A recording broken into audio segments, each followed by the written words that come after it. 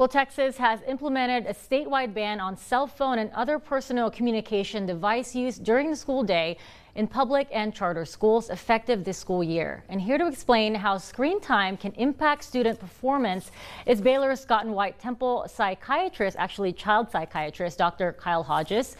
So, doctor, tell us a little bit about the research done on how screen time can affect children in their performance, linked to the performance in school. Yeah, absolutely. This has been an issue that's been a growing concern over years. Really, this ban is not necessarily a new thing. Schools have been trying this for kind of at least 10 years at this point in different states. So as far as like the evidence as to why are we doing this, why do we care about this, is because definitely it is associated with basically in studies that have looked at kids that spend a lot of time on screens, especially particularly in the summer, decreased vocabulary, decreased working memory, which leads to poor attention, poor focus, concentration, and therefore poor performance in schools. And as far as parents, what can they do to kind of prevent excessive screen time at home? Yeah, that's a constant battle that we deal with in clinic too. Social media, screen time, things like that, it's everywhere. It's just a part of kids' life nowadays. And as a parent, it's really important to have the best interest of your kid in mind, basically moderation, basically creating screen-free zones. And schools are also trying to do that too. Stuff like that. So, is there a time that is excessive, would you say?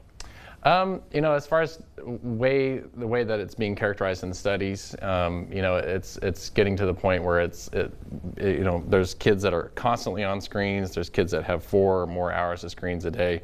Really, in our clinic, we try to limit it to basically no screens basically after school, and because kids are sometimes on screens for their computer, their Chromebook at school. So it's at least like a couple hours a day or more is I would say is excessive. It's excessive. And is technology itself the bad, is it what is the problem itself, or is it, what's available through the internet that is the problem, would you say? That's a pretty big question. As far as technology, I think can be inherently good. It helps enhance access to healthcare. It helps enhance the distribution of knowledge as far as like education. So it can be good, but it's just the things that kids gravitate towards can be highly addictive. Social media is one of them. TikTok, Instagram, YouTube. Those platforms are made for kids to be like, I want to be on this all the time. I want to get more likes. I want people to like me, things like that.